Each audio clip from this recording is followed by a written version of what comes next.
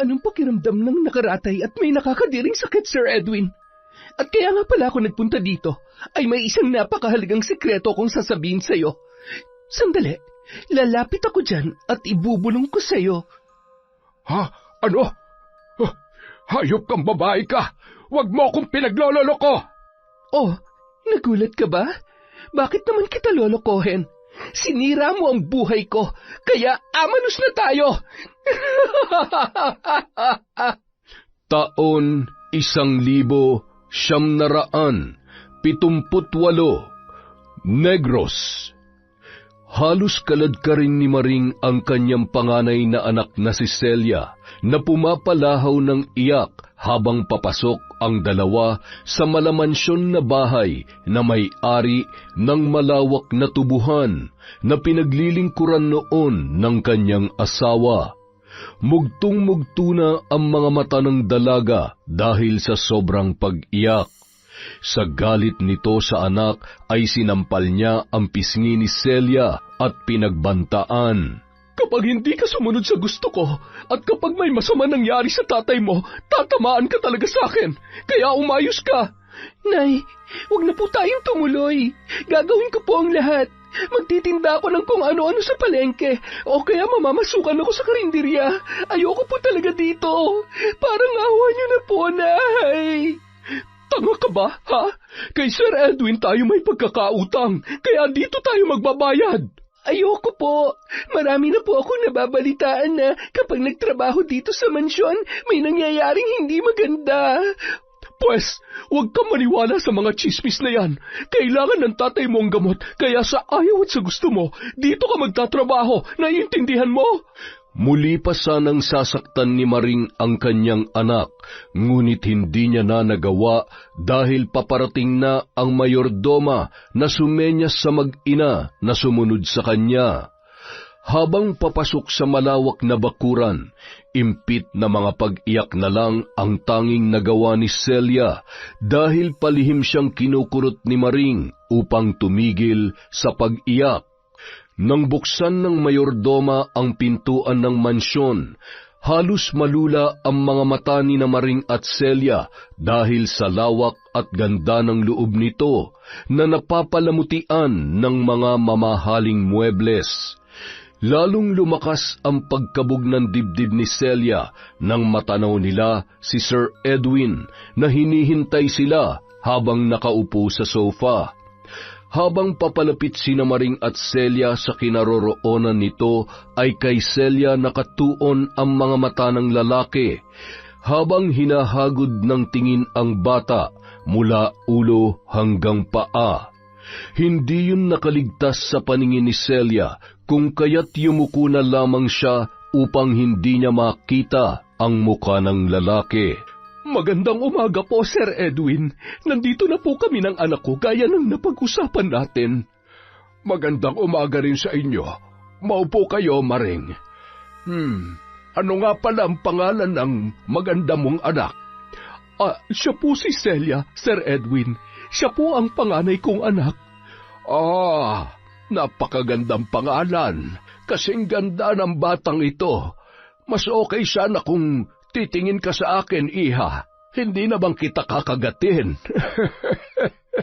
Batiin mo si Sir Edwin. Umayos ka. Sir, pasensya na po. Masyado lang po kasing mahiyain ang batang ito. Binati ni Celia si Sir Edwin, ngunit pahapyaw lang niya itong sinulyapan at agad din siyang nagbaba ng tingin dahil sa takot na nararamdaman sa lalaki. Mababakas naman sa mukha ni Sir Edwin ang pagnanasa sa batang kaharap dahil sa kakaiba nitong pagtitig sa kabuuan ni Celia. Hindi na ako magpapaligoy-ligoy pa, Maring. Masyado nang malaki ang utang niyo sa akin sa pagpapagamot sa asawa mo. Kaya nga, para makabayad kayo ng paunti-unti, pagtatrabahuhan niyo ng anak mo. At bilang pakonsuelo, dahil sa naging tauhan ko naman sa tubuhan ng asawa mo, hindi ko naman uubusin ang sweldo ni Celia. Kalahati lang ang ibabawas ko para naman may magamit pa kayo para sa pambili ng gamot ng asawa mo at sa iba niyo pang pangangailangan. Naku, maraming salamat po, Sir Edwin. Malaking bagay po yun sa aming pamilya. Sabi ko na sa iyo, Celia, mabait talaga itong si Sir Edwin. Nanatiling walang kibo at nakayuko lamang si Celia. Magulo ang kanyang isip nung mga sandaling yun. At gusto ko ring ipaalam sa inyo na mula sa umaga hanggang sa tanghali, sa tubuhan magtatrabaho si Celia. Makapananghali naman, dito na siya sa mansyon magtatrabaho. Ang aking mayordoma na magtuturo sa kanya kung ano ang gagawin niya dito. Libre ang pagkain dito, Celia, at huwag ka mahihiya na magsabi sa akin o sa mayordoma kung may kailangan ka, ha? Nagkakaintindihan ba tayo? Ha, Celia? Opo, Sir Edwin. Matapos mag-usap, nagpaalam na si Maring at naiwan na ang kanyang anak. Lalong kinabahan si Celia nang bigla siyang akbayan ni Sir Edwin at pinisil-pisil nito ang kanyang balikat. Mabilis na tinanggal ni Celia ang kamay ng kanyang amo at dali-dali siyang lumayo ng bahagya sa lalaki. Oh, bakit parang takot na takot ka sa akin? Relax ka lang. Wala akong gagawin sa iyong masama. Pasensya na po kayo, sir. Nagulat lamang po ako. Natatawang tinawag ni Sir Edwin ang kanyang mayordoma at inutusan na ituro kay Celia ang kanyang magiging silid. Doon lang nahimasmasan at nabawasan ang labis na kaba na nararamdaman ni Celia nang makalayo na siya sa matandang lalaki. Kinabukasan, hindi pa pumuputok ang araw sa silangan ay maagang ginising ng mayordoma si Celia. Dinala siya nito sa kusina at pinakain ng almusal. Mabait ang mayordoma sa kanya, kaya naging kampante siya roon kahit papano. Pagkatapos kumain ay tinawag na nito ang kanilang driver at ipinahatid na si Celia sa tubuhan dahil may kalayuan din ang taniman mula sa mismong mansyon. Pagsapit nila dito ay hinanap ng driver ang katiwala doon at ipinakilala nito si Celia kay Jeffrey. Pagkatapos ay nagmamadali na itong bumalik sa mansyon. Ikaw pala ang bagong trabahante dito na anak ni Mang Kanor. Siguro naman ay alam mo na ang mga patakaran dito, ano? Doon ka pumwesto sa gitna ng taniman at hanapin mo doon si Berting. Magpaturo ka sa kanya ng mga gagawin mo. Sige po. Salamat po, sir. Madali namang nakagaanan ng loob ni Celia si Berting. Mabait ang binata at itinuro nito ang tamang pagtatanim ng tubo. Nalaman niya na sa murang edad ni Berting ay ulilang lubos na ito at tanging ang lola na lamang ang kasama sa bahay. Kaya mas ginusto na lamang nito na tumigil sa pag-aaral at magtrabaho dahil matanda na ang kanyang lola. Maging si Celia ay naikwento na kay Berting ang kanyang pamilya, kaya mas lalong nagkaunawaan ang dalawa. Mag-aalas 12 na ng tanghali at halos tirik na ang araw nang dumating ang katiwalang si Jeffrey at sinabi nito kay Celia na dumating na ang kanyang sundo mula sa mansyon. Tuwang-tuwa si Celia dahil makakapagpahinga na siya mula sa matinding sikat ng araw. Hinanap ni Celia si Berting upang magpaalam sa lalaki. Habang papalapit sa kanya ang binata ay nakita nito na biglang nalungkot ang kanyang kaibigan. Dali-dali itong lumapit kay Celia at may ibinulong sa kanya. Gulat naman ang dalaga sa sinabi sa kanya ni Berting, kaya namayani na naman ang kaba sa kanyang dibdib. Kahit na anong mangyari, mag-iingat ka, Celia, ha? Natatakot ako, Berting. Anong gagawin ko? Hindi na nasagot pa ng binata ang tanong na yun dahil muli na namang tinawag ni Jeffrey ang kanyang kaibigan at minamadali na nitong makaalis si Celia. Isang malalim na buntong hininga na lang ang tanging nagawa ni Berting habang malungkot na nakatanaw sa kanyang bagong kaibigan. Samantala, habang nasa sasakyan ay naging pala isipan naman kay Celia ang mga sinabi ni Berting. Dahil ito rin ang mga kumakalat na usap-usapan sa kanilang baryo na may mga kabataan ang nakapagtrabaho na sa mansyon ni Sir Edwin na pinagsamantalahan ng kanilang amo. Habang iniisip ni Celia ang mga bagay na posibleng mangyari rin sa kanya, ay hindi nito mapigilan ang mapaluha. Wala siyang magawa dahil mahirap lamang sila at baon sa pagkakautang kay Sir Edwin. Kinabukasan, tuwang-tuwa si Berting nang muling makita ang kaibigan na si Celia. Celia, buti naman nakabalik ka pa dito. Oo naman, bakit? Anong ibig mong sabihin? Pilit ng ngiti lamang ang naitugon ni Berting. Hinila niya sa dulo ng taniman si Celia upang walang makarinig sa kanilang pag-uusapan. Kunwari ay patuloy lang sila sa pagtatanim habang ikinukwento ni Berting ang nangyari sa kanyang mga kasamahan. Humugot muna ito ng malalim na buntong hininga bago muling nagsalita. Nakapagtrabaho na kasi yung dalawang kaibigan ko dun sa mansyon. Sa umpisa, dito sila sa taniman nagtatabas ng mga tubo. Pero hindi nagtagal, pinadala na silang dalawa sa mansyon. Mga 2 linggo lang ang lumipas, hinahanap na sila ng kanilang mga magulang. Hindi na sila nakauwi sa mga bahay nila. Ang sabi daw sa kanila ni Sir Edwin, lumayas yung dalawa at hindi na nila nakita. Pero hindi yun ang totoo. Nakita ang bangkay ng mga kaibigan ko sa bundok at halos bugbog sarado ang katawan nila. Diyos ko po, kawawa naman. At ang pinakamasakit, nalaman namin sa otoridad na ginahasa daw yung dalawa. Naku, bakit hindi nila pinaimbestigahan si Sir Edwin? Nag-imbestiga naman sila. Kunwari nga lang, isa sa pinakamayaman dito sa atin si Sir Edwin. Ano ba laban natin sa kanya? Yun nga ang mga naririnig namin pero wala akong magawa kahit na natatakot ako dahil malaki ang utang namin kay Sir Edwin.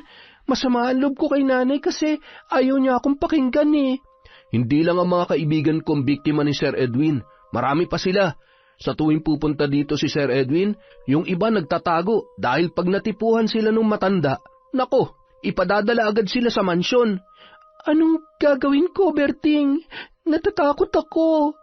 Lahat naman tayo natatakot, Celia. Kaya nga hanggat kaya mong ingatan ang sarili mo, gawin mo. Hanggat kaya mong lumaban, lumabang ka.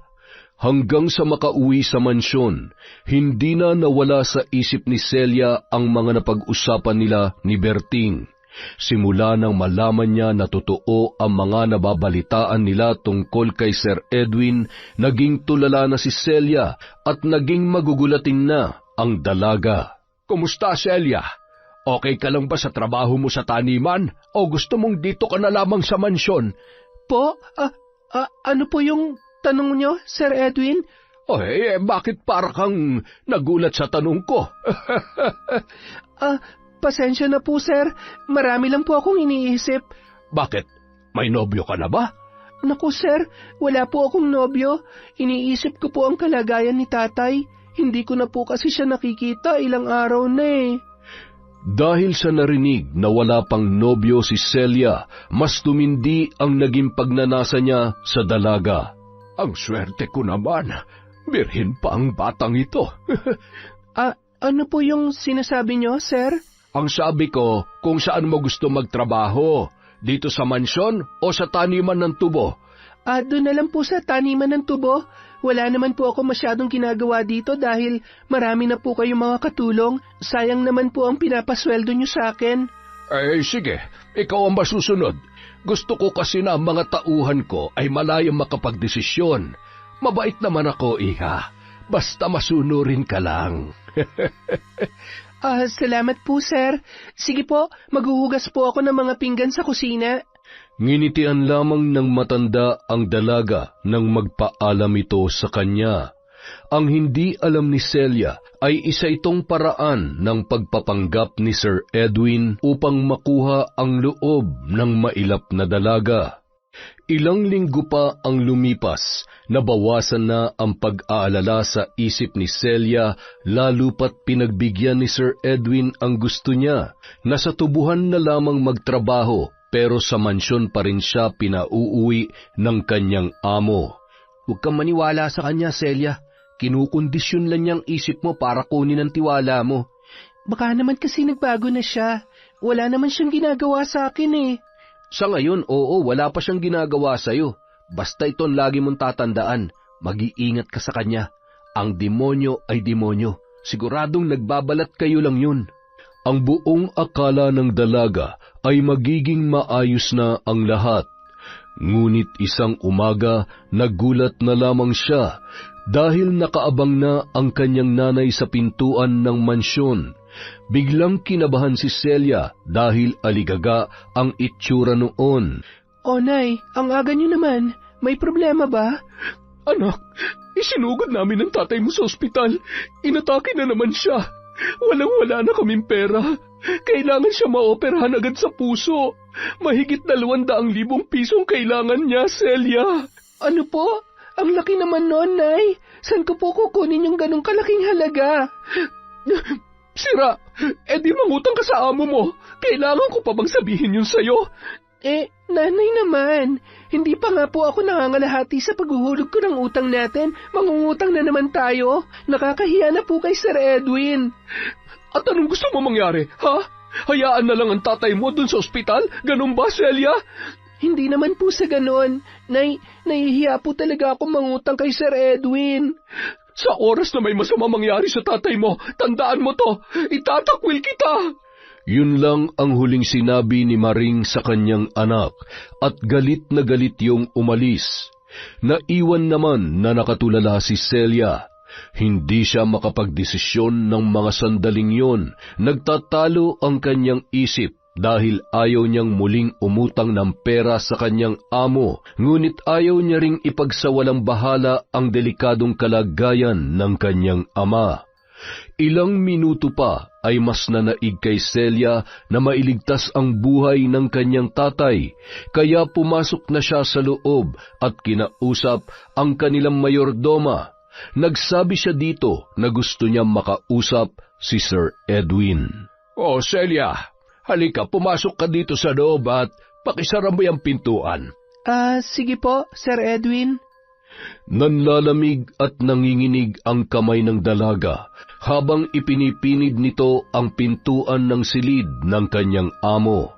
Halos hindi siya makalakad papalapit sa mesa ni Sir Edwin, at kahit na anong pilit niyang ikampante ang sarili, ay pabilis pa rin ng pabilis ang tibok ng kanyang puso dahil sa nerbiyos. Hindi yun nakaligtas sa paningin ng matanda. Sandali nga. Ayos ka lang ba, Celia? Bakit putlang-putla ka? May sakit ka ba? Wala po akong sakit, Sir Edwin. Ang tatay po kasi, isinugod po nila ngayong umaga sa ospital. Delikado daw po ang lagay niya.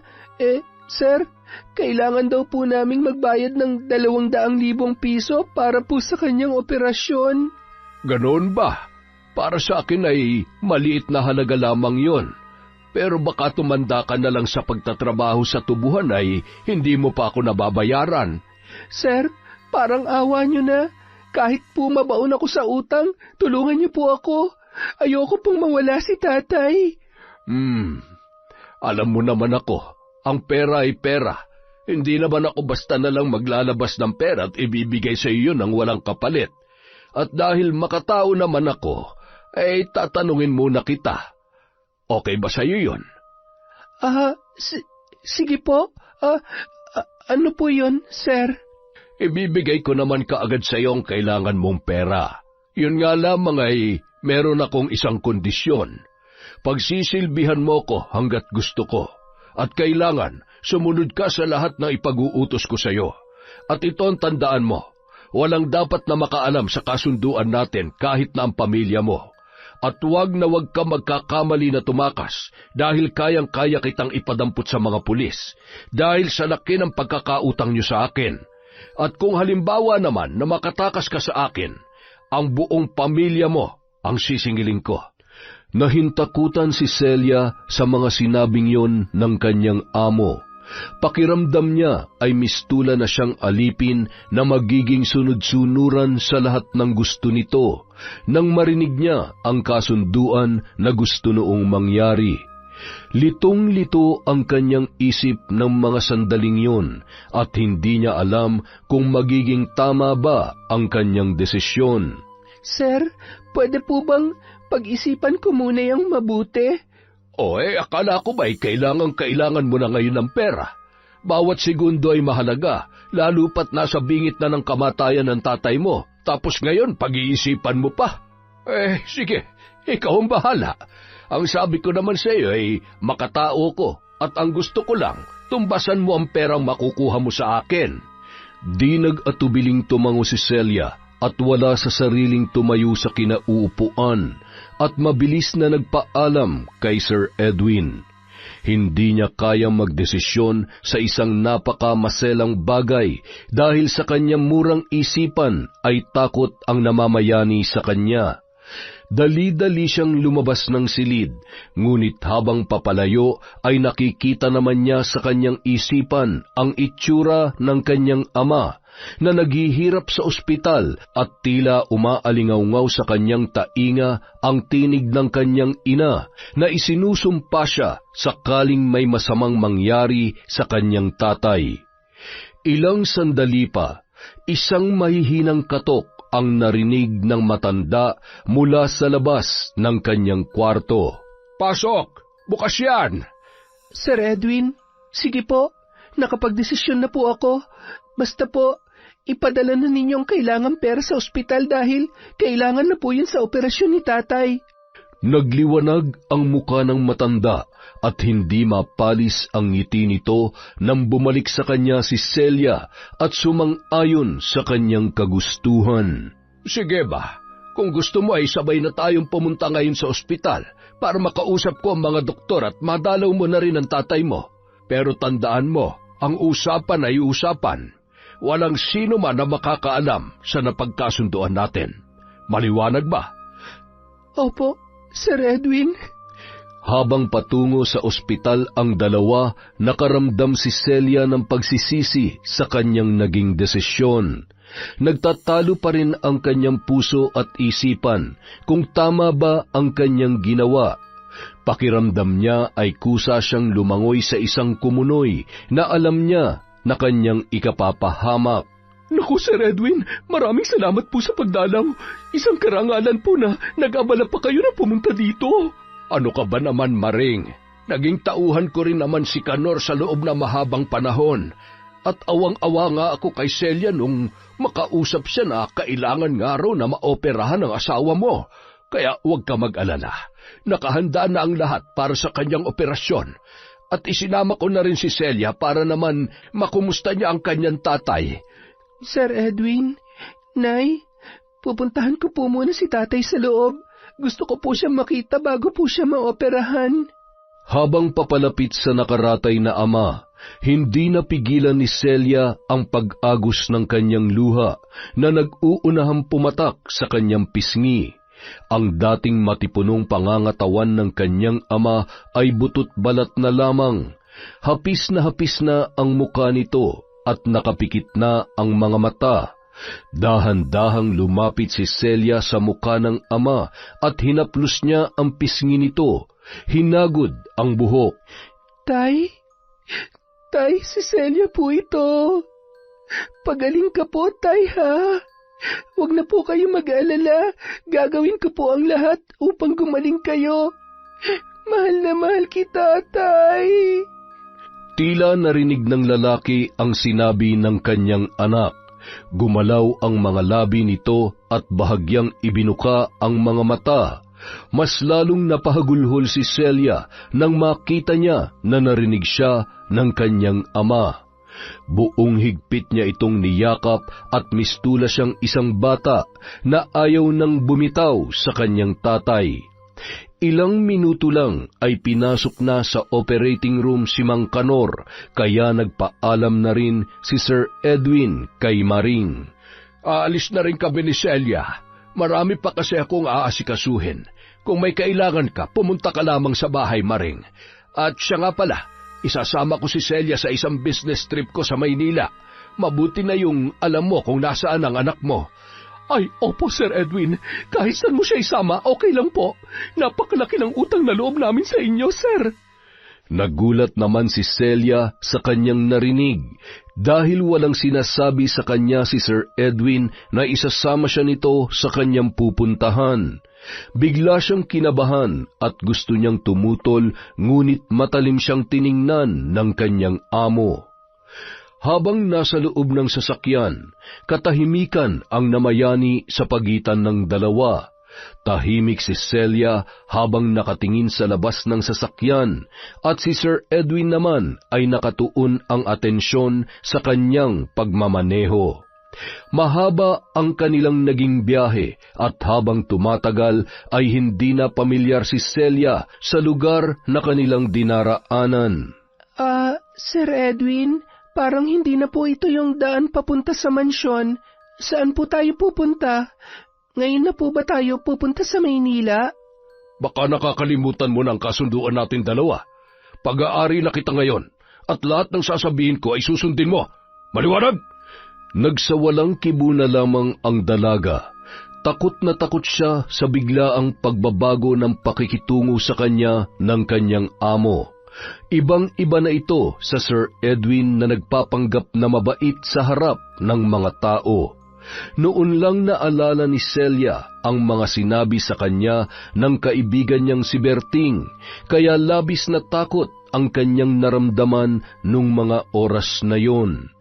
Mas lalong tumindi ang pagkabog ng dibdib ng dalaga nang pumasok ang kanilang sasakyan sa isang masukal na lugar na may makipot na daan. Sa dulo ng kalsada may isang malaking bahay na napapalibutan ng matataas na pader. Isang pagbusina lamang ng matanda ay may nagbukas na kaagad na isang matangkad na lalaki na mabalasik ang anyo. At habang papasok ang kanilang sasakyan sa malawak na bakuran, marami pang ibang kalalakihan ang nakita ni Celia na pawang may hawak na baril. Sige na, bumaba ka na dyan at sumunod ka sa akin. Nangangatog ang mga tuhod na bumaba ang dalaga mula sa sasakyan.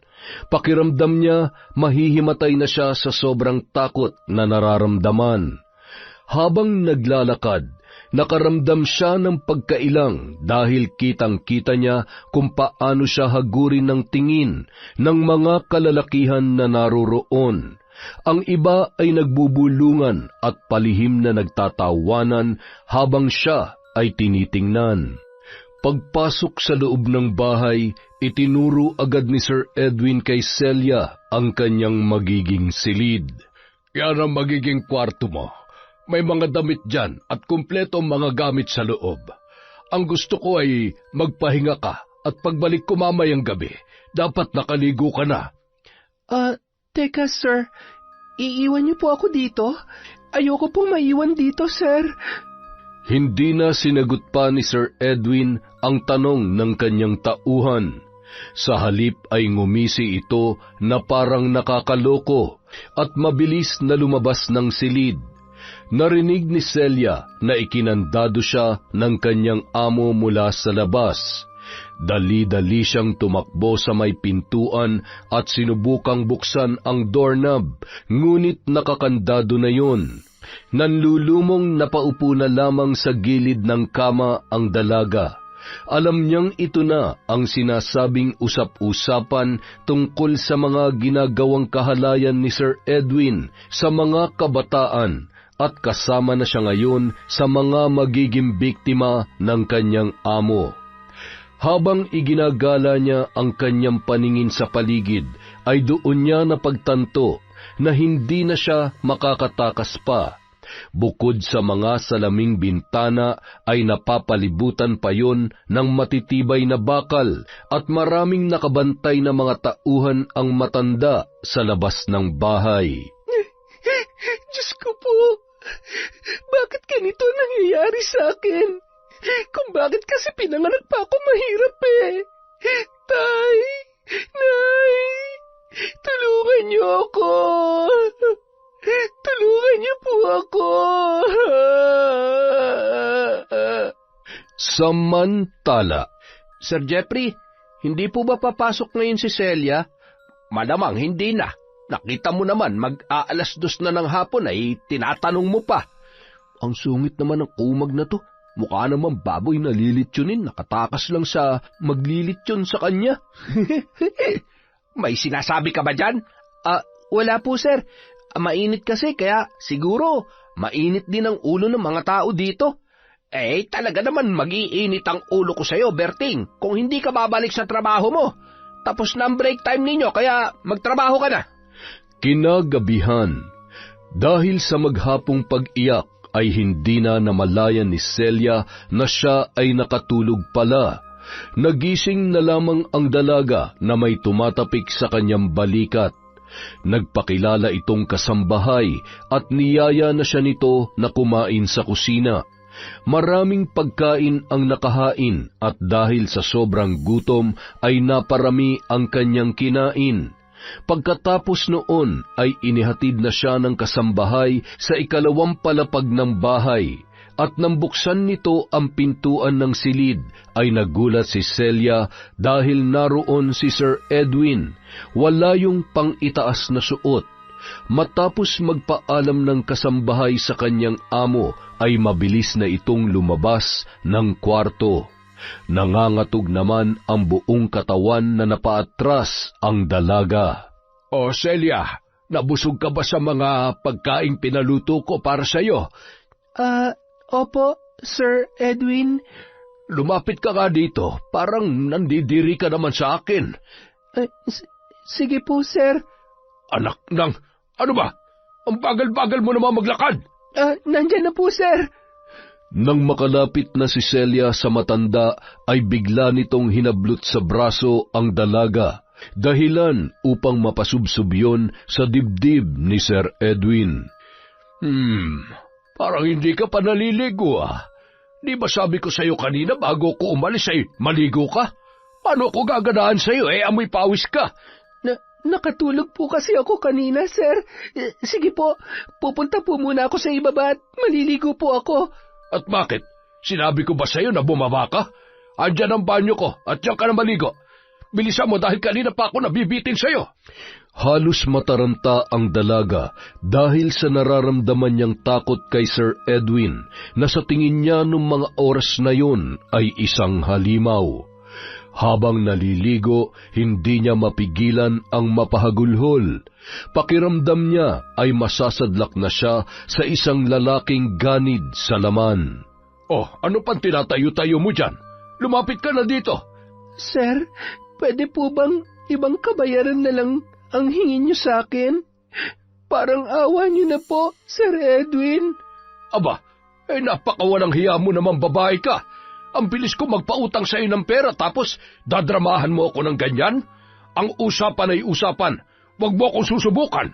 Dahil sa galit ni Sir Edwin, bigla yung tumayo at pinuntahan si Celia sa may pintuan ng banyo. Hinatak niya ito sa braso at kinaladkad papunta sa kama. Hindi pa yun nakontento. Sinalya niya pa si Celia sa kama kaya napasubsob yun.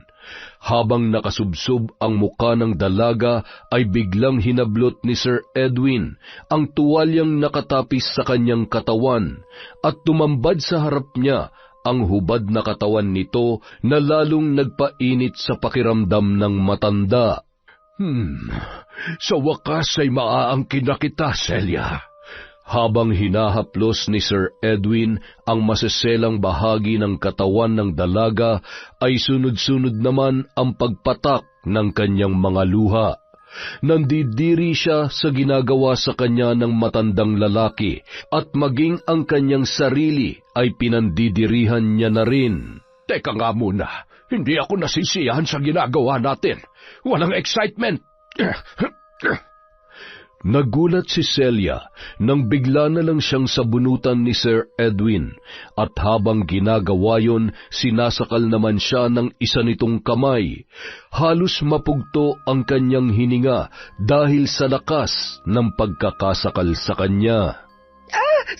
Sir Edwin! Hindi ako makahinga! Talaga? Yan ang gusto ko. Ang sarap mong pakinggan. Nang makita ni Sir Edwin na nanghihina na si Celia, ay itinulak niya ang dalaga, dahilan upang mapasigaw yun, dala ng sobrang sakit nang tumama ang kanyang katawan sa sementadong sahig. Ramdam na ramdam niya ang sakit dahil wala siya ni isang saplot sa katawan. Ang sakit! Tama na po, sir. Maawa po kayo sa akin. Ano? Masakit ba? Parang hindi pa ako nasisiyan eh. Biglang nilapitan ni Sir Edwin si Celia at muli na naman niya itong sinabunutan. Nanlaban ang dalaga, ngunit mas malakas sa kanya ang kamay ng matanda. Pinagsasampal pa siya nito at tuwang-tuwa nang makitang pumutok ang kanyang labi at umagos ang dugo. Para yung baliw na tuwang-tuwa sa kanyang nakikita. Dugo? May dugo ang labi mo. Sir, parang awa niyo na po. Tama na. Tama na. Tila bingi ang matanda sa pakiusap ni Celia. Hinatak niya patayo ang dalaga at malakas na sinikmuraan, dahilan upang tuluyan na yung mawalan ng malay.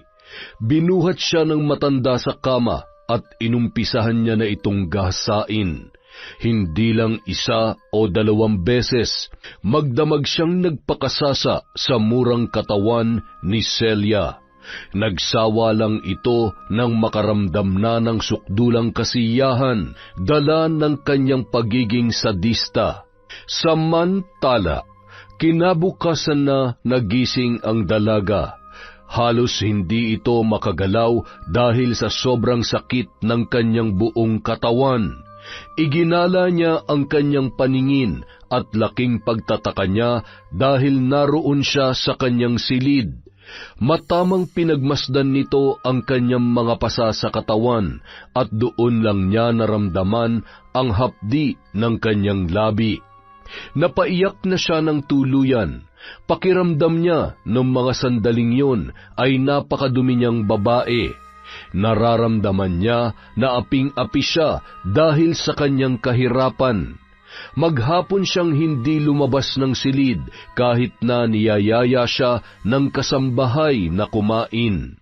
Ang nasa isip niya lamang nung mga oras na yon ay ang mawala na sa mundo.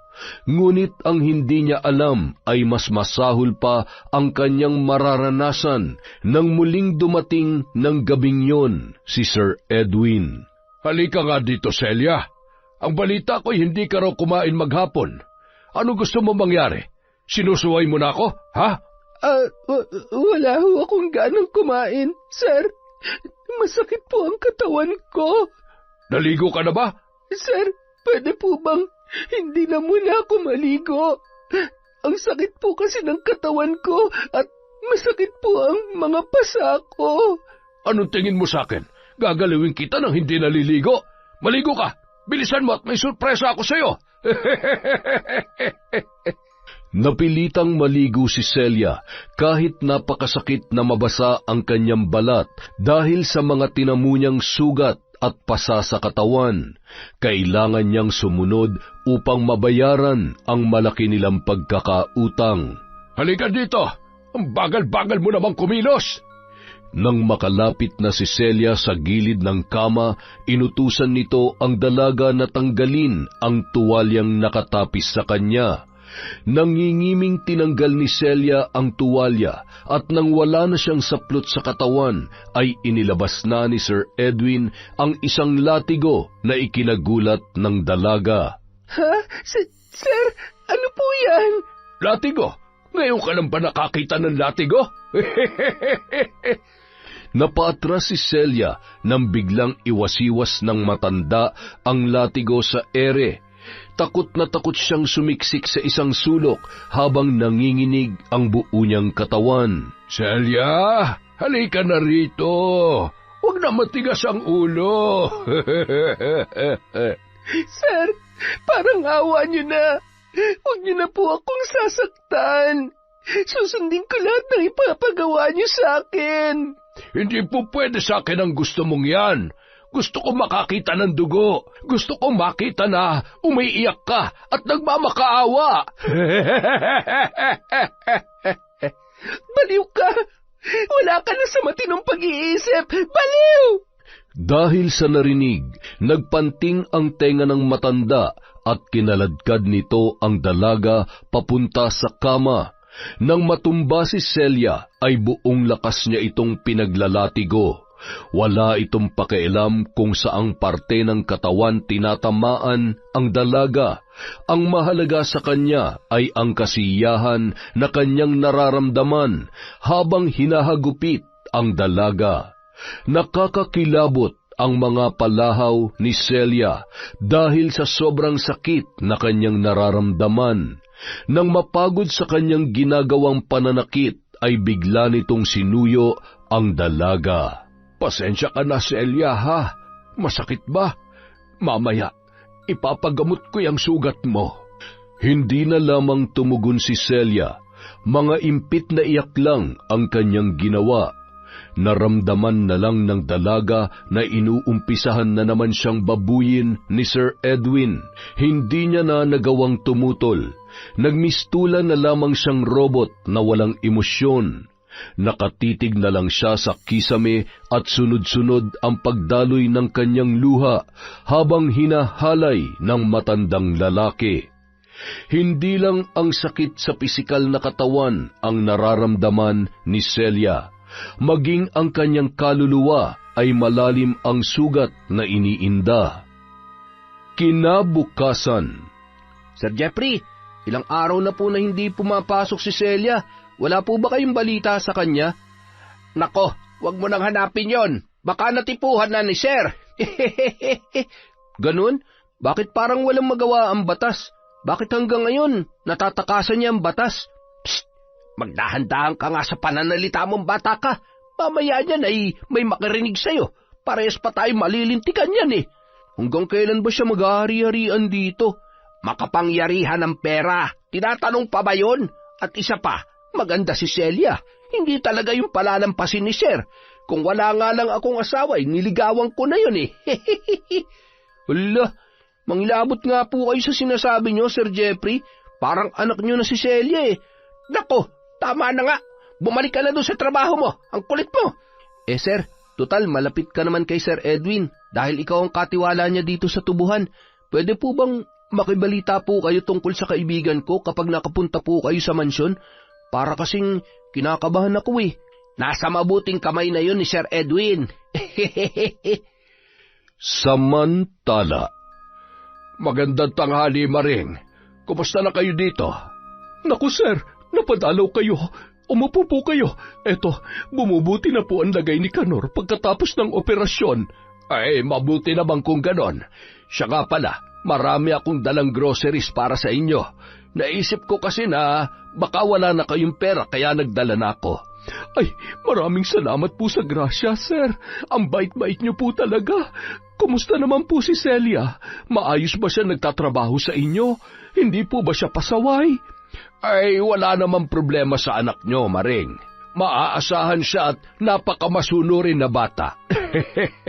Kung hahanapin niyo siya sa tubuhan at sa mansyon, wala siya doon. Gaya nga ng sabi ko, nasa Maynila siya dahil sa kanya ko ipinagkatiwala ang iba ko pang negosyo. Tagabantay lang naman siya ng isa sa mga groceries ko doon dahil wala akong tiwala dun sa mga tauhan na nadoon eh. Naku sir, maraming salamat naman kung ganon. Hindi na po siya mahihirapan na magtrabaho sa gitna ng init sa tubuhan. Marami po talagang salamat, Sir Edwin. Walang anuman, Maring. Basta kung may kailangan kayo, ipagbilin mo lang sa mayordoma ko, ha? Paano? Aalis na muna ako, may meeting pa akong pupuntahan. Sige po sir, mag-iingat po kayo. Maraming salamat po sa napakaraming groceries na dala ninyo, sir. At maraming salamat sa pagdalaw nyo dito sa ospital.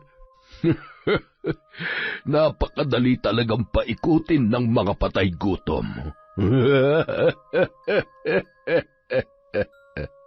Habang papadilim na, nag-uumpisa na namang makaramdam ng takot si Celia. Alam niya na napaparating na si Sir Edwin. Muli na naman siyang sasaktan nito at pagsasawaan ang kanyang katawan. Impyerno ang tingin niya sa 4 na sulok ng silid ng kanyang amo. At ilang minuto nga lamang ang lumipas ay nakarinig na siya ng mga katok sa kanyang pintuan. Pinaaakyat na siya ng kasambahay sa silid ni Sir Edwin. At gaya ng dati, suntok, sipa, tadyak at sampal ang nararanasan ni Celia gabi-gabi sa loob ng 1 buwan. At 1 araw ay dumating na sa sukdulan ang paghihirap ng dalaga. Dahil sa matitindim bugbog ay bumigay na ang kanyang katawan. Hindi na yon nagising at humina na maging ang tibok ng kanyang puso. Agad na ipinatawag ni Sir Edwin ang kanyang mga tauhan. Oh, mga bata, dating gawi ha? Siguruhin nyo na patay na yan at walang ebidensya. Kilala nyo ako, kapag pumalpak kayo, magtago na kayong lahat. Mabilis namang tumalima ang kanyang mga tauhan. Isinakay nila ang katawan ni Celia sa isang truck na lalagyan ng mga tubo at tinakpan yon ng mga dayami upang hindi mapansin. Dinala nila ang katawan ng babae sa loob mismo ng tubuhan, sa pinakadulong bahagi na nakatiwangwang pa ang lupa. Hindi na yon sinita ng mga security guard dahil alam nila na mga tauhan din yon ni Sir Edwin. Naging maingat na ang matanda upang walang makitang ebidensya, kaya sa mismong lupain niya na ipinalilibing ang kanyang mga nagiging biktima. Ngunit kung walang apoy ay walang usok. Ang hindi nila alam, may mga matang palihim na nakamasid sa kanilang ginagawa. Mga tauhan to ni Sir Edwin sa kabila Anong ginagawa nila dito sa dulo ng tubuhan? At bakit hindi sila nagpaalam sa akin, samantalang ako ang namamahala dito? Lalabas na sana si Jeffrey mula sa talahiban na kanyang pinagkukublihan. Sisitahin niya sana ang mga yun, ngunit napaatras siya nang makita ang 3 sa mga tauhan ng kanyang amo na naghuhukay ng lupa. At nang masiguro nila na malalim na ang hukay, ibinaba nila ang katawan ng isang babae mula sa truck. Gulat na gulat si Jeffrey nang ihagis nila yon sa hukay at dinig na dinig niya ang malakas na tawanan ng mga kalalakihan bago nila yon tinakpan. Nang ilabot ang lalaki at nanghihinang napaupo sa lupa, hindi niya akalain na ang mga nagiging biktima ni Sir Edwin ay dun mismo sa tubuhan inililibing.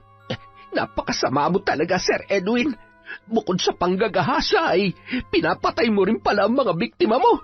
Hindi na muna lumabas sa kanyang pinagtataguan ang lalaki. Siniguro niya na nakalayo na ang mga tauhan ni Sir Edwin bago niya pinuntahan ang lugar kung saan inilibing ang bangkay. Dali-dali niyang hinukay ang libingan at umaasa siya na buhay pa ang taong inilibing doon. Laking gulat niya nang makilala ang babae na si Celia. Agad niyang pinulsuhan ang dalaga at pinakinggan ang tibok ng puso nito.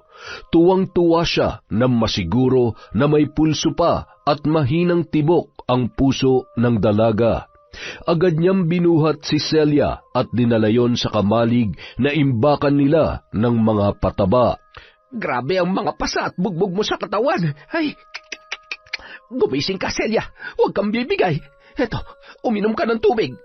Nakatatlong lagok ng tubig ang dalaga at unti-unti na itong nagkamalay. Ngunit wala yung tugon sa mga tanong sa kanya ni Mang Jeffrey.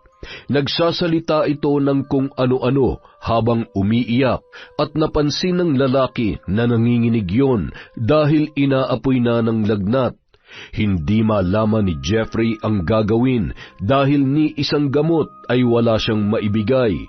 Kinumutan niya na muna si Celia at nagmamadaling umalis. Psst! Berting! Hoy! Halika nga dito! Bilisan mo! Po? Bakit po, sir? Sumunod ka sa akin sa kamalig. Madali ka! Sumimple ka lang at huwag ka magpapahalata na pupunta ka doon. Bakit po ba, sir? Ano meron sa kamalig? Huwag ka na maraming tanong, basta sumunod ka na lang.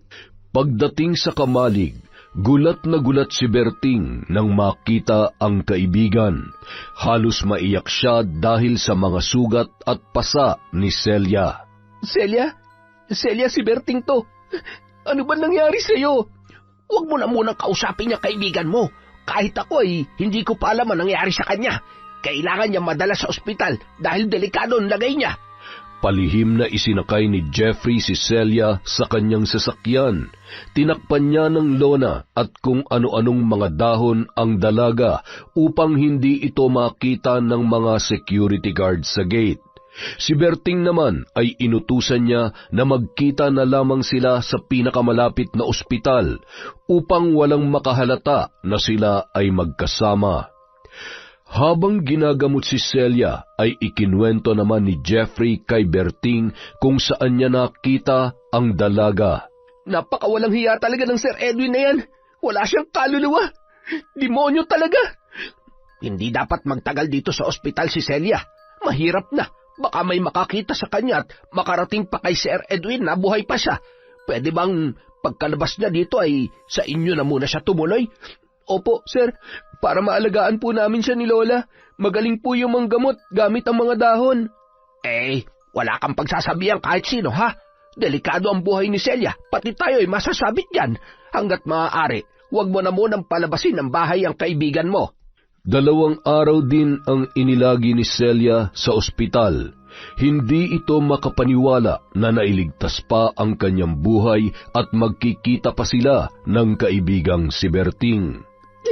Grabe ang kahayupang ginawa sa akin ni Sir Edwin. Wala akong magawa dahil ikinulong niya ako at gabi-gabing sinasaktan. Marami siyang tauhan kaya hindi ko magawang makatakas. Oo nga swerte mo pa rin dahil nakita ka ni Sir Jeffrey habang binabaon na sa lupa. Demonyo talaga yung lalaking yun. Buhay ka pa nga, inililibing ka na. Masahol pa siya sa hayop. Pagbabayaran niyang lahat ng ginawa niya sa akin. Hindi ko siya mapapatawad. Gusto mo ba ipaalam ko sa nanay mo nangyari sa'yo? Wag! Hindi nila dapat malaman na buhay ako. Kapag nalaman ng nanay ko, siguradong ipapahamak niya na naman ako. Wala siyang pakialam sa akin. Ang mahalaga sa kanya, pera lang. Kung sa bagay, mabuti na yung si Sir Edwin ang mamroblema kung paano niya ipapaliwanag sa pamilya mo kung nasaan ka na. Oh, gising ka na pala, Celia. Kumain na muna kayo ng almusal ni Berting at pagkatapos ay gagamutin ko yung mga sugat mo sa katawan. Maraming salamat po, Lola Ikay. Hindi ko na po alam ang gagawin ko kung wala kayo ni Berting. Nako, wag mong intindihin yon. Ang mahalaga ay ligtas ka na. Eto, Celia, tikman mo tong pakbet na luto ni Lola. Masarap yan. Oo nga, mukhang masarap. Sige, akin na. Hindi pa na isusubo ni Celia ang pakbit ay bigla na lang yung nakaramdam na parang masusuka. Dali-dali siyang tumakbo sa lababo at hindi na mapigilan ang kanyang pagsuka. Ay nako, siguro ay nalamigan ka kaya ka sinikmura. Oh, eto, uminom ka muna ng salabat nang guminhawa ang iyong pakiramdam. Salamat po, Lola. Naku, mas dapat kang kumain ng almusal. Naunahan ka na ng lamig. Eto, pinagsandok na kita. Ayoko nang amoy ng pakbet. Nasusuka ako kapag naaamoy ko yan. Pasensya na po, Lola. Berting. Ay, ganoon ba? O eto, kumain ka na lang ng nilagang saba. Mainam yan. Ubusin mo yung salabat para lumabas yung lamig sa sikmura mo. Ano na nga palang plano mo kay Sir Edwin? Dapat managot siya sa lahat ng mga kahayupang ginawa niya sa'yo. Hindi ko pa alam. Mahirap lumaban kung wala kang pera. Masyado siyang maimpluwensya. Baka pati ang pamilya ko ay madamay. Yun ang banta niya sa akin. Hindi na kailangan ng pera, Celia. Gusto mo bang makaganti sa kanya nang walang kahirap-hirap? Po? Pwede po ba yun? Hindi po natin basta-basta matitinag si Sir Edwin, Lola Ikay. Walang sinasanto ang barang ko, Celia. Kung impyerno ang naranasan mo sa kanya, ay dobleng impyerno ang matitikman niya. Wala, Lola Ikay, marunong ka pala mambarang. Nakakatakot naman po kayo. Matagal na akong tumigil, Apo. Pero nagagalit ako kapag may nalaman akong inaapi ng walang kalaban-laban. Paniguradong tatablan siya dahil masahol pa siya sa demonyo. Biglang naging interesado si Celia sa sinabi ng matanda. Gustong-gusto na niyang makaganti sa lahat ng ginawang pambababoy sa kanya ni Sir Edwin, kaya agad siyang nagdesisyon. Kailan niyo po umpisahan, Lola Ikay? Pero ang gusto ko po, matagal siya magdusa para maramdaman niya ang sakit. Huwag niyo muna siyang papatayin. Ang gusto ko ay pahirapan siya ng matagal. Pwede po ba yon? Kung yan ang gusto mo, mararamdaman niya na wala pa nga siya sa impyerno ay para na siyang nasusunog sa init. At kapag nangyari yon, matitigil na rin ang kanyang pambibiktima ng mga inosenteng kabataan. Naku, Lola, hindi po ba masama yung ganun? Masama na kung sama-sama, Apo. Pero yun lang ang tanging paraan na magagawa natin dahil hindi patas ang batas. Ang batas dito ay ang Sir Edwin na yan, kaya paano natin malalabanan ang mga kaapihang dinanas, hindi lamang ni Celia, maging ang mga kaibigan mo na naging biktima ng taong yon, hindi ba? Sabagay po, Lola, kung wala tayong gagawin, marami pa mabibiktima manyakis na yun. Samantala, kumusta naman dito, Jeffrey? Wala bang problema sa tubuhan? Ay, magandang hapon po, Sir Edwin. Wala naman pong problema dito. Mabuti naman po at nakadalaw po kayo. Naparito ako dahil naghahanap ako ng panibagong kasambahay sa mansyon. May mairirekomenda ka ba sa akin? Ay, nasaan po si Celia? Hindi po ba nasa mansyon siya? Oo nga pala. Hindi ko nasabi sa iyo na nasa Maynila ngayon si Celia. Siyang namamahala sa isa sa mga grocery store ko kaya kailangan kong kumuha ng kapalit niya dito. Gusto ko yung bata pa dahil kung matanda na matigas na ang ulo niyan. Halos magpanting ang tenga ni Jeffrey nang marinig ang mga kasinungalingang pinagsasasabi sa kanya ni Sir Edwin. Hayop ka talagang matanda ka. Napakasinungaling mong mamamatay tao ka. May sinasabi ka ba, Jeffrey? Ay, wala po, sir. Nag-iisip lang ako kung sino bang mairekomenda ko sa inyo. Bihira na lang po ang mga batang pumapasok dito sa tubuhan dahil po sa mga bali-balitang nawawalang mga trabahante dito sa atin. Hanggang ngayon ba hindi pa mamatay-matay ang chismis na yan? Wala naman silang pruweba na tayo may kasalanan sa kanilang pagkawala. Ay, ganun po talaga, sir. Kalat na po kasi ang balita sa buong baryo simula nung matagpuan ang bangkay ng dalawa nating trabahante sa bundok. Ay, natatakot na po sila. Hayaan mo sila. Kung ayaw nila dito, sa ibang baryo ko maghahanap ng mga gustong magtrabaho dito sa tubuhan ko. Palibase mga ignorante kaya naniniwala ka agad sa mga chismis. Hindi naman maiwasang matawa ni Jeffrey dahil galit na umalis ang matanda. Nang makaalis na si Sir Edwin, biglang lumitaw si Berting mula sa kanyang likuran. Ibinalita nito ang kalagayan ni Celia. Kinabukasan, maagang nagising si Celia dahil nagsusuka na naman ang dalaga. Nagising na rin si Lola Ikay nang marinig niyang sumusuka si Celia. Nagsalang kaagad ang matanda ng mainit na tubig at ipinainom yon sa kanya. Lola Ikay, nahihilo po ako. Ang mabuti pa siguro ay magpa-check up ka na. Hindi natin alam, baka nagkaroon ka ng komplikasyon dahil sa pananakit sa'yo. Gusto ko na nga po sanang magpa-check up. Ang problema lang po ay baka po may makakita sa akin at makarating pa sa hayop na yon na buhay ako. Magsuot ka ng salamin o kaya ay magbandana ka para lamang matakpan ang mukha mo. Wala naman sigurong makakakita agad sa'yo. Ako na lamang ang sasama sa ospital dahil may pasok pa si Berting. Sige po, Lola Ikay. Maraming salamat po. Matapos makapananghalian, nagpunta na sina Celia at Lola Ikay sa pampublikong ospital. Ilang oras din ang hinintay ng dalawa bago nila malaman ang resulta ng madalas na pagkahilo at pagsusuka ni Celia. Lola, lumabas na po ang resulta. Buntis ako. Buntis ako at dinadala ko ang anak ng hayop na yun, Lola. Ha? Ay, sige na. Umuwi na tayo at doon natin ito pag-usapan sa bahay. Baka may makakita pa sa iyo dito. Pagdating sa bahay, nag-hysterical na ang dalaga dala ng sobrang galit. Ayoko mabuhay ang batang ito, Lola Ikay. Anak to ng demonyo. Ay, teka muna, Celia. Ano ka ba naman bata ka? Maghunos dili ka. Walang kasalanan ang batang yan. Malaki ang kasalanan ng batang ito na nasa sinapupunan ko. Kaya wala siyang karapatan na mabuhay. Makakaganti ka naman sa lalaking yon.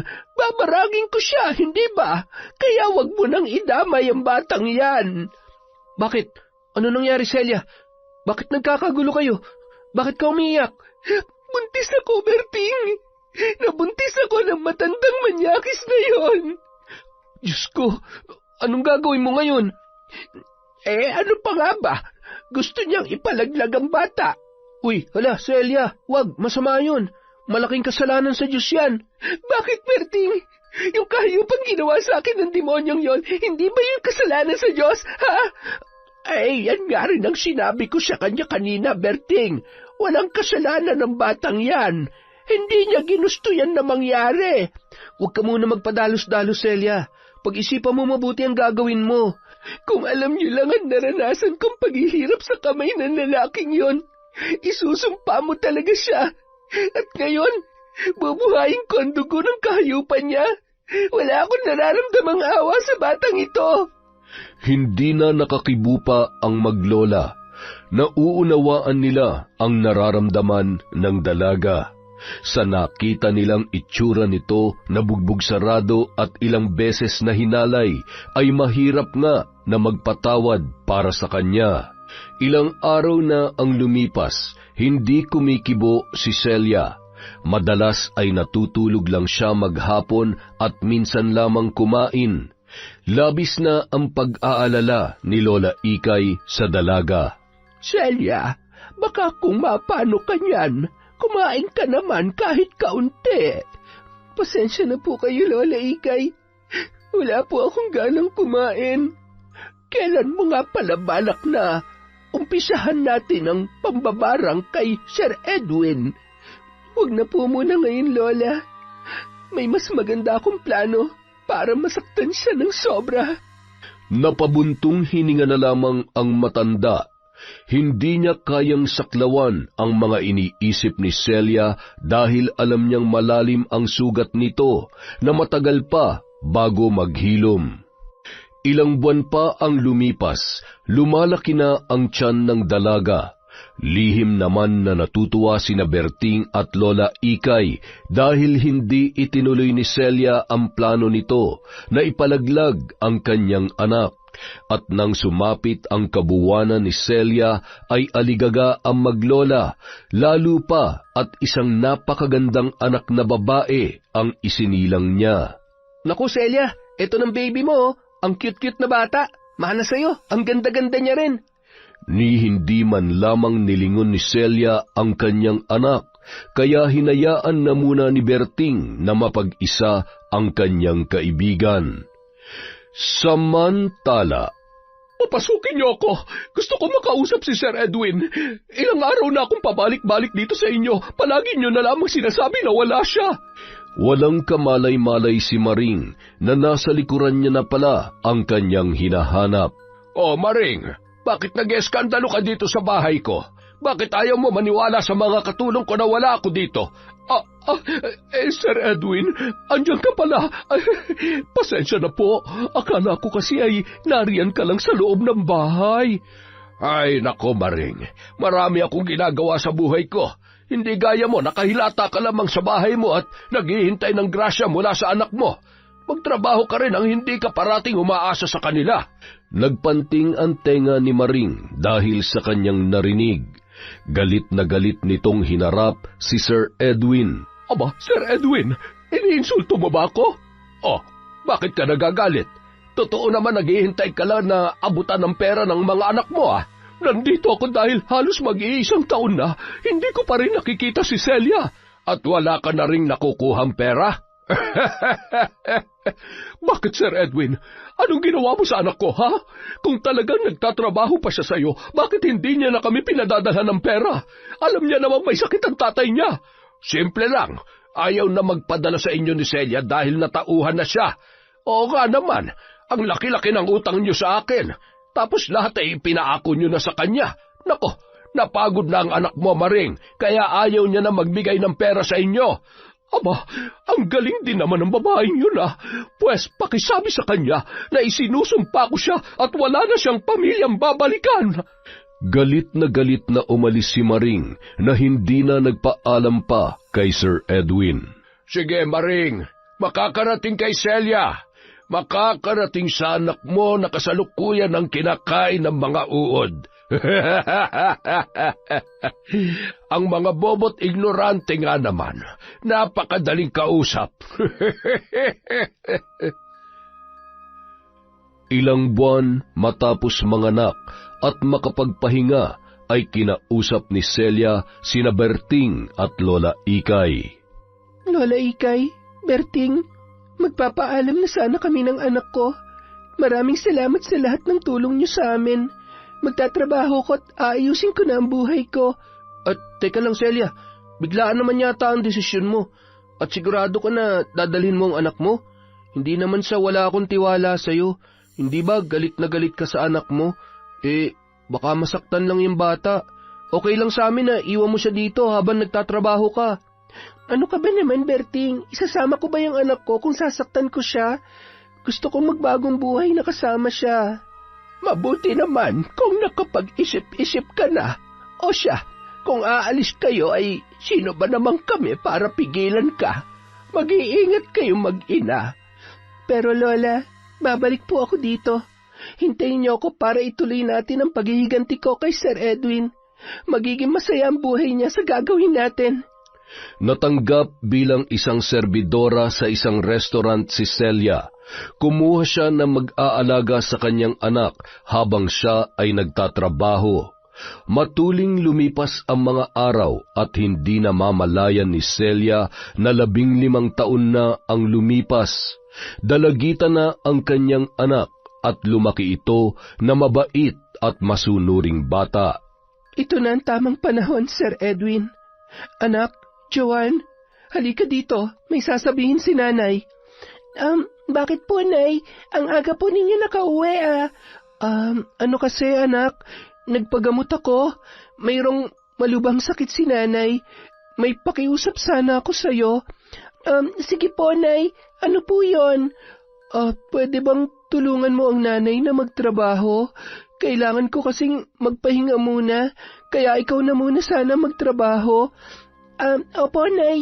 Titigil na po muna ako sa pag-aaral para makapagpahinga kayo at ako na muna magtatrabaho. Tamang-tama po, naghahanap ng tagahugas ng pinggan sa karinderya ng kaklase ko. Kayang-kaya ko po na maghugas ng mga pinggan.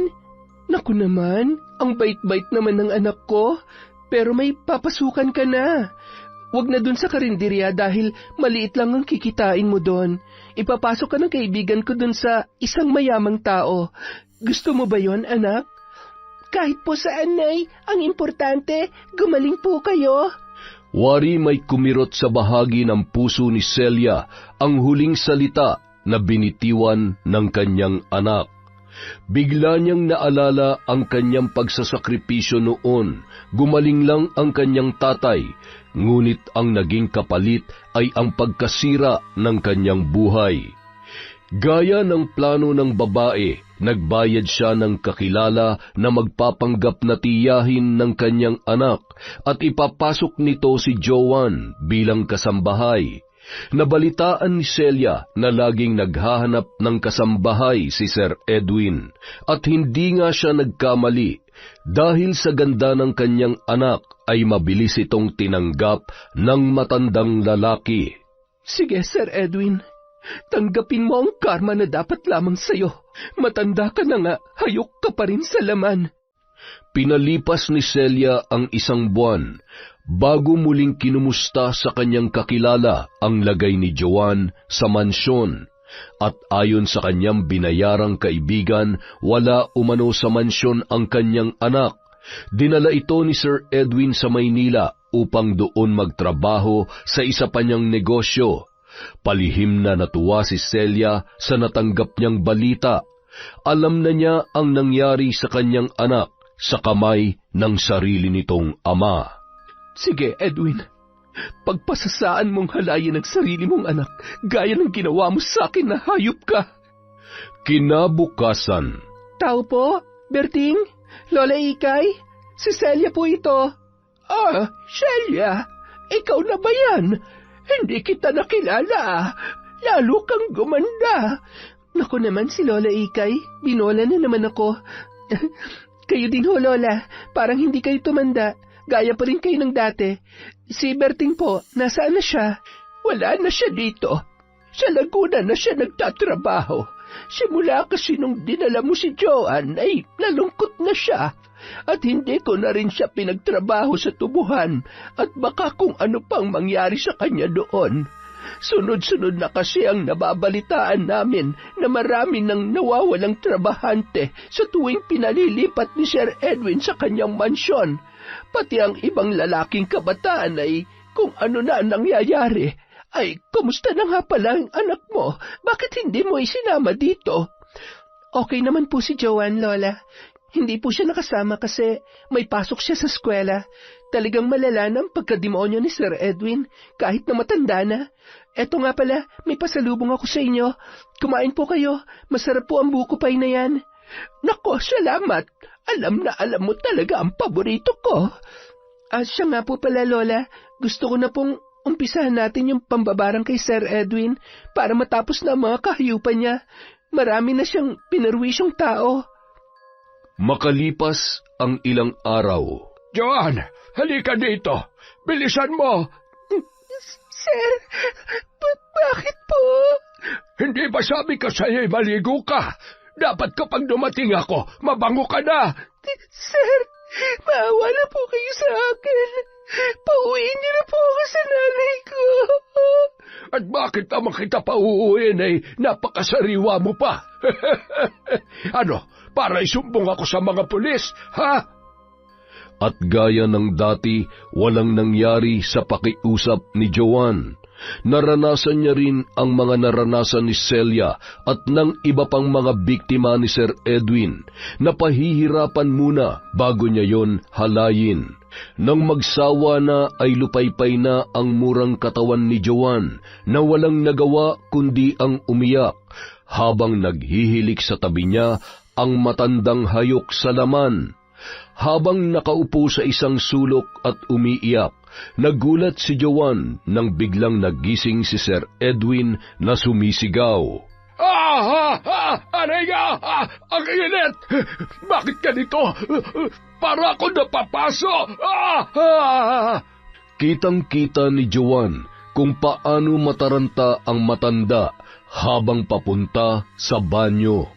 Narinig niya ang lagaslas ng tubig sa loob at ang sunod-sunod na pagbubuhos nito sa katawan habang sumisigaw. Kahit naligo na ay hindi pa rin mawala ang init na nararamdaman ni Sir Edwin na parang pumapaso sa kanyang kalamnan, ngunit wala naman siyang makitang sugat o kung anumang pamamantal sa kanyang buong katawan. Nang hindi niya na makayana ng init, ipinatawag niya na kay Joan ang kanyang mga tauhan at nagpadala na siya sa ospital. Araw-araw, sa tuwing sasapit ang 6:00 ng gabi at 3:00 ng madaling araw, parating ganoon ang nangyayari kay Sir Edwin. Kahit na ilublob niya ang kanyang katawan sa tubig, hindi nawawala ang init na kanyang nararamdaman. Maging ang mga inireseta sa kanya ng doktor ay baliwala lamang. Samantala, Gusto mo bang dagdagan ko na ang mga baon na gagamitin ko para mas lalong mainitan ng lalaking yon? Ano po bang mangyayari kapag dinagdagan niyo ang mga baon na gagamitin kasama ang inyong orasyon? Sa ngayon ay 5 baon lang ang ginagamit ko sa kanya. Umiinit lang ang kanyang pakiramdam pero sobrang sakit na yon sa kanyang mga kalamnan. Kung gagawin kong 10 ang bao na pababagahin ko sa magdamag, ay magpuputukan na ang kanyang balat at magnananana ang kanyang sugat at magiging mabaho na ang amoy nito. Dahil bukod sa 10 bao, mas matinding orasyon ang gagamitin ko sa kanya. Sige po, Lola. Gusto ko yan. Kulang pa yan sa mga kahiyupang ginawa niya sa amin. Mga 1 buwan mo pong pahirapan ng lalaking yon. Bakit hindi mo pa siya tuluyan? 13 nagbabagang bao lang ay mawawala na ang lalaking yon sa mundo. Huwag muna, Lola. Mas masarap tingnan na naghihirap siya dahil sa sobrang sakit. At sigurado, hindi na siya makakatikim ng mga pagkain gustong-gusto niya dahil nakaratay na lang siya sa higaan. Sige, ikaw ang bahala, Celia.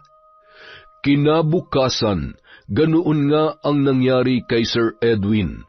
Pagsapit ng 6:00 ng gabi ay nagsisisigaw na naman ito. Mas matinding init ang kanyang nararamdaman, kaya natataranta na naman itong nagpunta sa banyo at naligo. Ilang minuto lang ang lumipas ay mas lalo pa yung nagsisigaw. Bakit ganito nangyayari sa balat ko? Kusang bumubuka at nagdudugo. Ang init! Kitang-kita ni Joan ang nangyayari sa matandang lalaki, kaya lihim itong natutuwa dahil hindi na siya masasaktan at mahalay pa ng matanda. Dahil sa nangyaring pagsusugat ng kanyang balat, napilitang magpa-confine sa ospital si Sir Edwin. Ngunit gaya ng dati ay hindi siya gumaling. Mas lalo pang lumala ang kanyang kalagayan. Hindi kayang gamutin ng anumang gamot at mamahaling pamahid ang mga sugat sa katawan niya at patuloy itong bumabaho at nagnanaknak. Isang araw, nagulat na lamang si Sir Edwin na magkaroon siya ng isang surpresang bisita sa ospital. Para siyang nakakita ng multo. Celia, patay ka na, hindi ba? Bakit ka na dito? Ako ang iyong sundo. Takot namang nagtakip ng kanyang mata si Sir Edwin. Ang buong akala niya ay malapit na siyang mamatay at meron na ngang sumusundo sa kanya. Tuwang-tuwa naman si Celia sa naging reaksyon ng matanda na ang buong akala ay totoong minumulto siya ni Celia. Halika na, Edwin. Isasama na kita sa impyerno. Lumayo ka sa akin! Guardia! Guardia! Nasaan na kayo? Anong pakiramdam ng nakaratay at may nakakadiring sakit, Sir Edwin? At kaya nga pala ako nagpunta dito ay may napakahalagang sikreto akong sasabihin sa'yo. Sandali, lalapit ako dyan at ibubulong ko sa'yo. Ha? Ano? Hayop kang babae ka! Huwag mo akong pinagloloko! Nagulat ka? Bakit naman kita lolokohin? Sinira mo ang buhay ko, amanos na tayo. Sinira ko rin ang buhay ng anak mo. Sinungaling ka! Gusto mo lamang akong makonsensya, kaya mo ito ginagaw? Marunong ka palang makonsensya. Yung mga pambababoy mo sa lahat ng mga babaeng pinagsamantalahan mo, nakonsensya ka ba? Sa oras na makalabas ako dito, ikaw ang una kong papatayin. Yun ay kung mabubuhay ka pa. Gusto ko lang malaman kung anong pakiramdam na binaboy mo ang sarili mong anak na si Joanne. Tila mauupos ng kandila si Edwin nang malaman niyang anak nila ni Celia ang kanyang pinahirapan at hinalay ng paulit-ulit. Para siyang mababaliw nung mga sandaling yon. Pagkagaling sa ospital ay dumaan si Celia sa kanilang bahay upang makita ang kanyang mga magulang at mga kapatid. Nay, kumusta po? Celia, ang kapal din naman ang mukha mo magpakita sa amin. Itinakwil na kita, kaya huwag ka na magpapakita pa rito. Grabe ka, Nay. Kung makatakwil ka sa akin, hindi mo man lang inalam kung anong impyernong naranasan ko sa mga kamay ni Sir Edwin. Hinanap mo ba ako at inalam kung ano nangyari sa akin? Hindi, di ba? Kasi puro pera na lang ang nasa utak nyo. Paulit-ulit akong sinaktan at ginahasa ni Sir Edwin. Hindi na napigilan pa ni Celia ang sama ng loob na kanyang nararamdaman, kaya umalis na lang yon nang walang paalam. Naiwan namang nakatulala si Maring sa sinabing yon ng kanyang anak.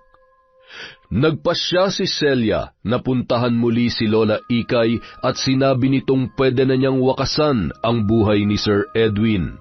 May iniwan itong address sa matanda at inihabilin nito ang anak na si Joanne na kunin nila doon ang bata dahil may mahalaga raw siya na pupuntahan. Kinagabihan, sa silid ni Celia, hawak-hawak niya ang isang bote ng gamot at maya-maya pa ay nilagok niyang lahat ang laman noon. Ilang sandali pa, nakaramdam na siya ng pagkahilo at bumula ang kanyang bibig. Nagdilim ang buong paligid bago dahan-dahang pumikit ang kanyang mga mata. Yon! Ang sad naman. Sorry guys. Ayoko ng sad story pero yan talaga yung realidad ng buhay natin. Hindi laging masaya. Meron din lungkot. Pero babangon tayo at magsha-shoutout ulit. Simulan po natin kay Nympha Morales. Hi po kay Riza Kamat. Kay Zalhi Cruz. Hello po kay Rachel Ignacio. Kay Eloisa Visco. Kay Lorena Gulayaw. Hello po kay Leia Lomentigar, Joanna Ibanez, May Ann Infante, Jessa Mozo, Nika Negra from Chubby Lomentigar. Hello din po kay Colleen Parcon, Syra Castro at Celeste Ramos.